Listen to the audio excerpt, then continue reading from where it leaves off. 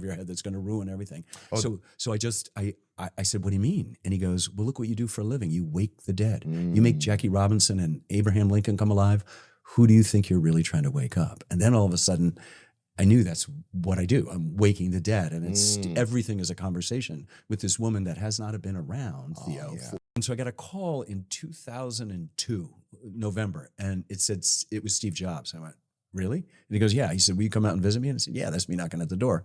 So a few weeks later, in December of 2002, I'm in a room with him. We're talking, and he brings in a couple of pretty nervous engineers. Yeah. And and I'm a Luddite. And particularly— You're a Luddite? Yeah, meaning I'm not a big computer person. It represents a group in England in the 19th century who were opposed to technological changes. And so— Okay, so Mennonite, Luddite, Amish, similar. Well, not quite. It wasn't religious as much as it was a kind of a social— Anyway. Okay, so Amish without the dairy kind of. That's right.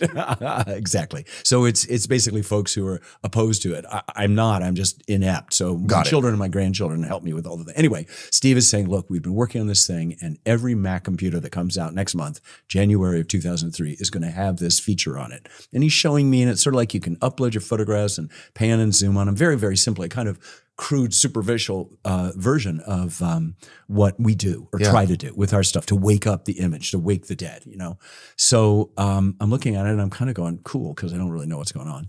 And he says, so we'd like to keep the working title. And I said, what's that? And he said, The Ken Burns Effect. I said, you know, I don't do commercial endorsements. He goes, what?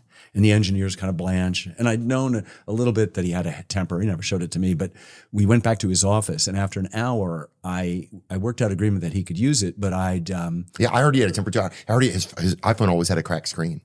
Maybe, but I know some folks who got yelled at. He said, what? So at the end, I walked out and he basically agreed to give us what turned out to be over $1 million of hardware and software that we gave away to nonprofits, except for 1 or 2 computers that stayed in the office because we didn't have a good Mac computer in the office. And then we became friends for the rest of his life. And so whenever I visited Silicon Valley, I'd stay with him. You know, his kids, his daughter became an intern for us for a couple of semesters. So it was a really good relationship, but it is really funny. It's the technological tail that wags the dog of what I'm trying to do, which is take these old things where you don't have newsreels or you don't have living witnesses and try to wake up moments in the past and make them as dramatically compelling as you would if you could talk to some veteran, say, of the Iraq War who's still alive.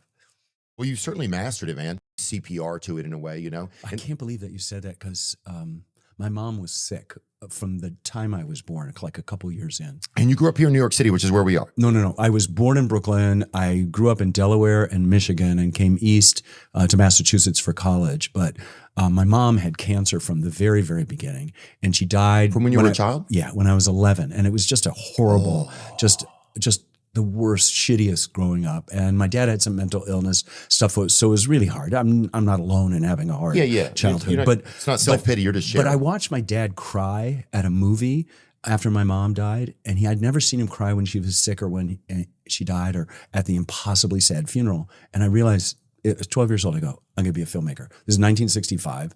This is, you know, a long time ago, 60 years ago. A great time. It's way too long to be without a mom. But I said, that meant I'd be John Ford or Alfred Hitchcock, Hollywood directors and stuff like that. And then I went to Hampshire College in Amherst, Massachusetts, and they were all documentary still photographers and filmmakers that reminded me that there's as much drama in what is and what was as anything the human imagination. So I'm a documentary filmmaker. By 22, I'm making films in history, and I've been doing that for 50 years. So I had a crisis, going through a crisis. My late father-in-law was an eminent psychologist, and I said to him one night, I said, I seem to be keeping my mom alive. And he goes, yeah, I bet you blew out your candles on your birthday wishing she'd come back. And I go, how'd you know? And then he named 2 or 3 other things that only I knew, you know, really intimate stuff. Because that's how children like that operate? Yes. And it's just, you know, what grief does and what the inability to express it when you're 11 years old or when you're 2 years old and realize there's never a moment when there's not a sword of Damocles hanging over your head that's going to ruin everything. So I said, what do you mean? And he goes, well, look what you do for a living. You wake the dead. You make Jackie Robinson and Abraham Lincoln come alive.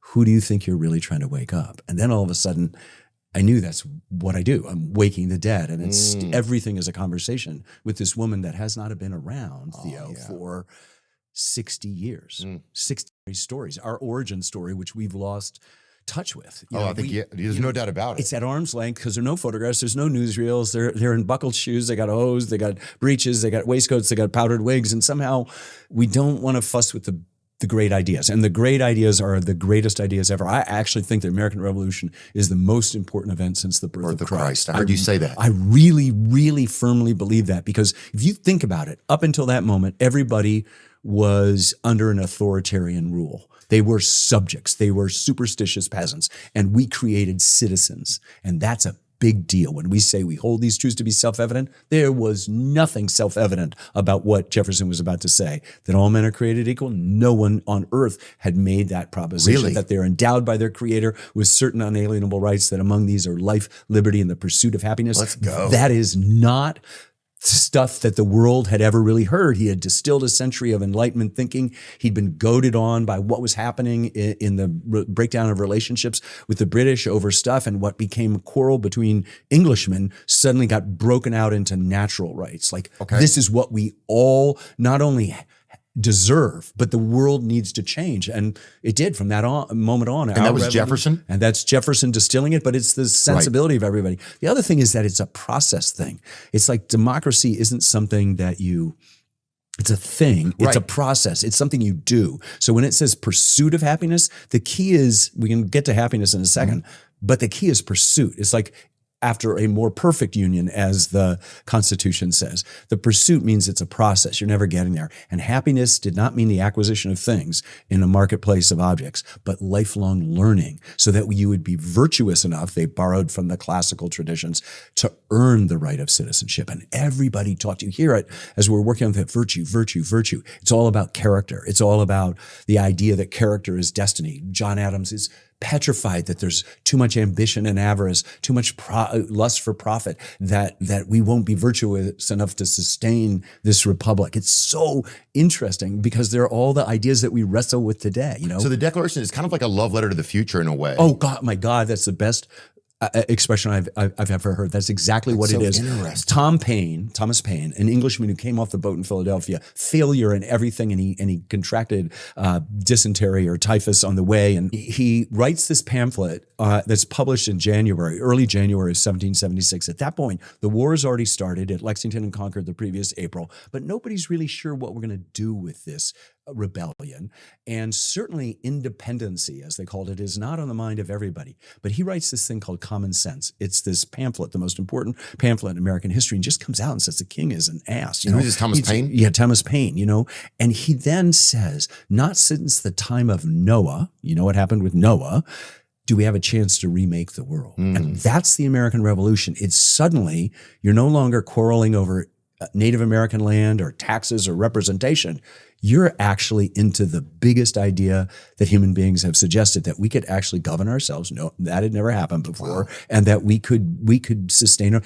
And we then these ideas sponsor revolutions for the next 200 plus years. And, we've been going along for 249 years pretty well, thank you. And we're in it. Thank you very much. That's 1776. The land we're sitting on, by the way, is farmland. The biggest battle of the revolution will take place on the Battle of Long Island, which we lose because of George Washington, who's the most important person in the history of the United States. Without him, we don't have a country, because of his mistakes. So nobody's perfect. Everybody's pretty complicated. And wait, we don't have a country because of his mistakes? No. If he didn't live, if he didn't survive, or if he was surrendered, we wouldn't have a country. He's central to it. And at the same time, he's flawed, he's rash, he rides out on the battlefield at Kips Bay, just over there, and his aides grab the reins of the horse because he's going to get killed. If he gets killed, it's all over. He rides out in Princeton in the next January in the middle of the battle, and some aide covers his eyes. He's going to get killed. But he makes a classic mistake at the Battle of Long Island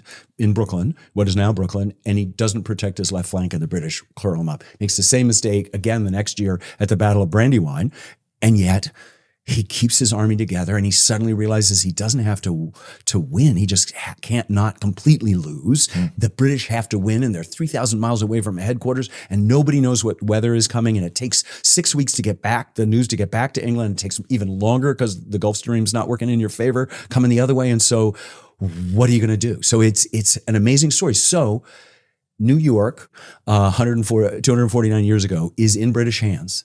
And it stays in British hands through the rest of the war, ends in the fall of 1781 at Yorktown, and another 2 years and 2 months before the Treaty of Paris and the British evacuate. Evacuation day is November 25th. So it's 2 months and 10 days. That's when the Brits had to take a hike? 8 years when they finally leave. And it just drove Washington crazy. And in fact, everybody's saying, go to Virginia. The French are going, go to Virginia. Let's get them there, which they do. And he's going, no. What about New York? Why don't we take back New York? Because he's the humiliation of having lost the city. And this is the big British stronghold and loyalist stronghold for the war. And people don't remember that our revolution was a civil war, more than our Civil War was. Right. Our Civil War was a sectional war, one part of the country against the other. But this is a civil war in which people in your own town, in your own family, might be loyalists, and you might be a patriot, or you might be disaffected. Please leave me alone. I just want to keep my head down and not be bothered by it. So there's a constant set of interesting struggles that we don't tend to think that's the case. I think a lot of it has to do with this device in our back pocket and all the atomized sources of information that we have. Like when I grew up, there were 3 channels and PBS, which I work all my films on PBS, and maybe an independent channel. You basically got your local newspaper that had a staff of lots of people who covered the school board meeting and this. And so people knew what it was. Now, Daniel Patrick Moynihan, the late senator from New York here, said, everybody's entitled to their own opinion, but not their own facts.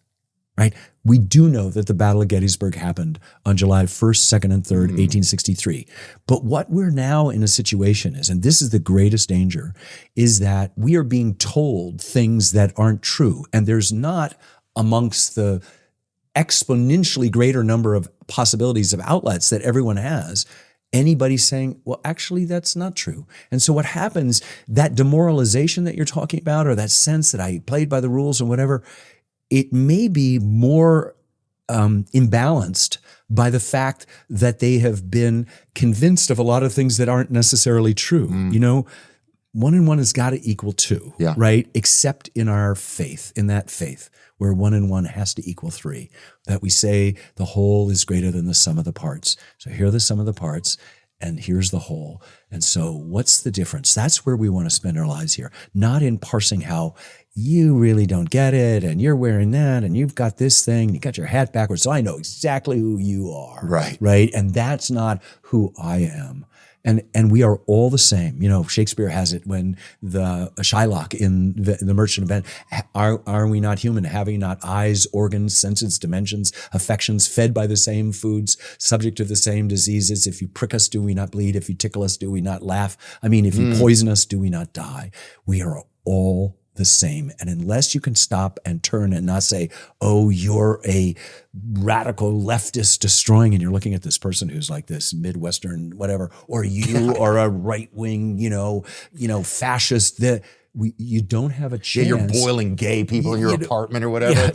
But just shit like that. It's like, what is going? It is crazy. Well, you think about what happens in an unchecked information world. That is to say, where you don't have the self-discipline of the traditional media outlets. That was reliable too. That was reliable. I mean, I would still, when people say, what would you do? I would say,